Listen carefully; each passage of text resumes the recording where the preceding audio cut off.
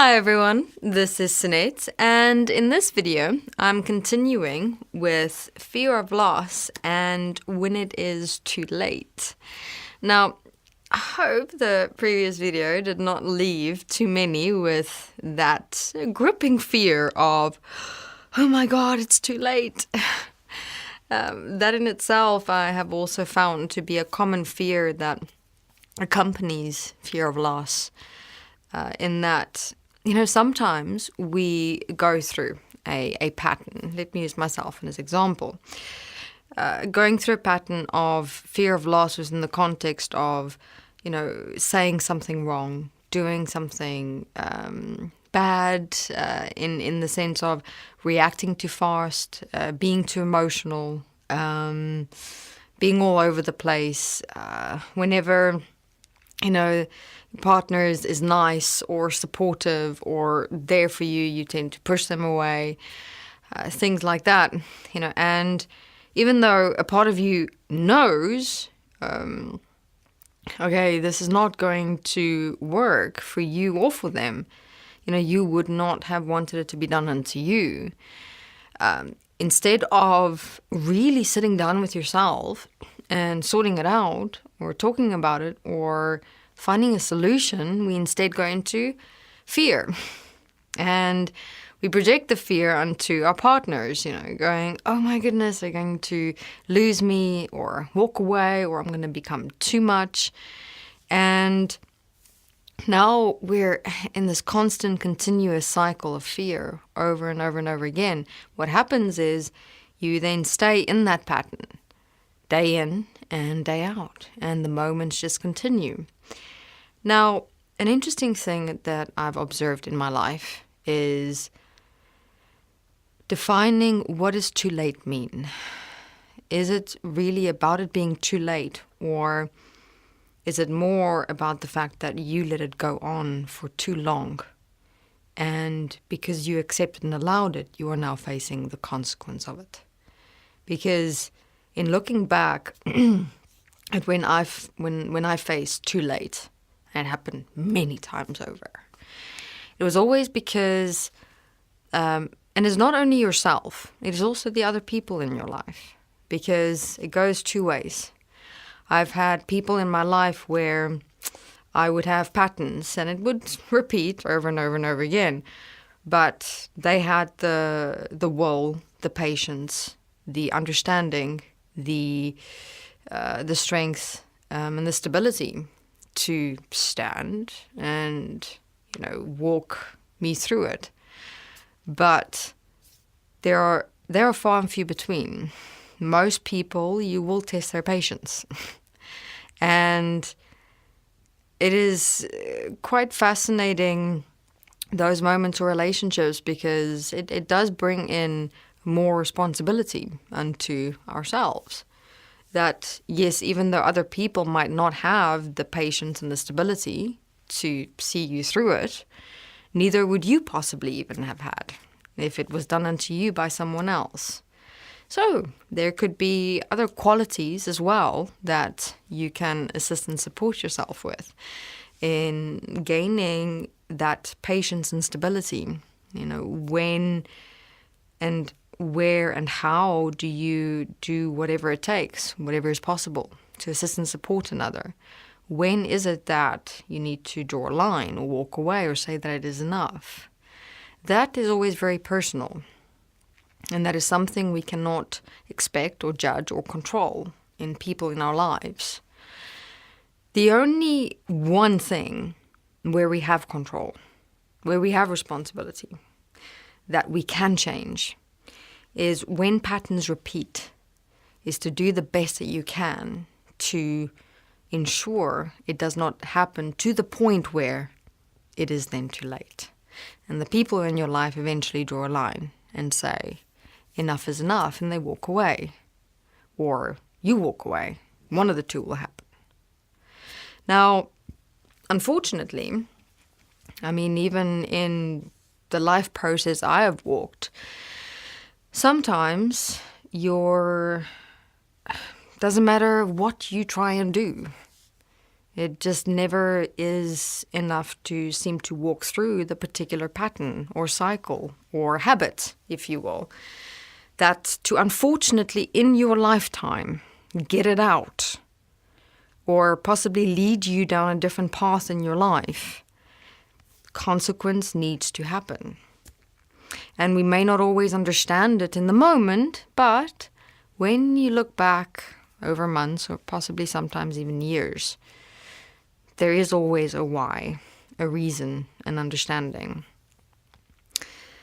And I am looking at how we can assist and support ourselves and one another to prevent such manifested consequence as much as possible. So for everyone who can relate to this pattern of fear of loss, always keep one thing in mind within yourself. You don't know when you could possibly get to the point of testing another person's patience and stability and understanding. Then it's rather better to not play with fire, to not tempt fate, but to take and make that decision within yourself to do the best that you can. And in your self-honest process and experience within yourself, to really do something about this destructive, sabotaging, and compromising pattern that is fear. Because, eventually you also get to an interesting question within yourself. What am I allowing inside of me, and what are these allowances creating within my life? And is this really the way that I want to live? For me, for my partner, for us? So the answer, obviously, is not to go into fear of loss, because that's just creating more fears and more consequences and more problems. There's a different answer.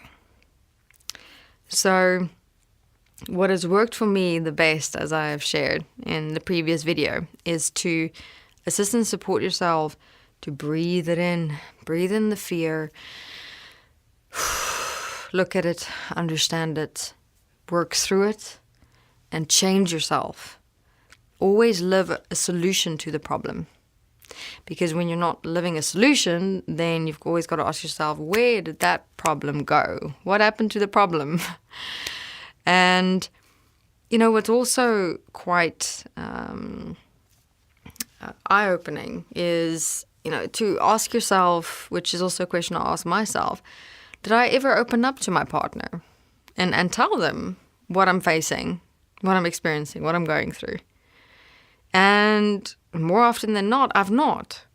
And I'm going through all these things alone inside myself, and all they're seeing is my behavior, which obviously can also lead to a much faster creation or manifestation of testing their patience and stability and understanding. So therefore, to open up, say, look, sit down with them. This is what I'm going through.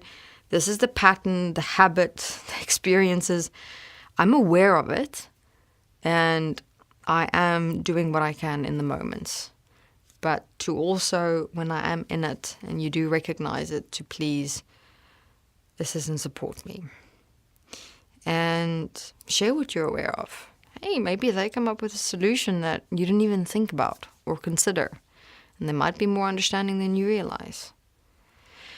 So, because one of the other points as to why I'm bringing up this point of fear of loss is, fear of loss together with it's too late, is walking through the moment where it is too late is in itself quite tough, because it's like you've created your fear. It's manifested. It's done. It's here. You're for real walking through it. It's happening.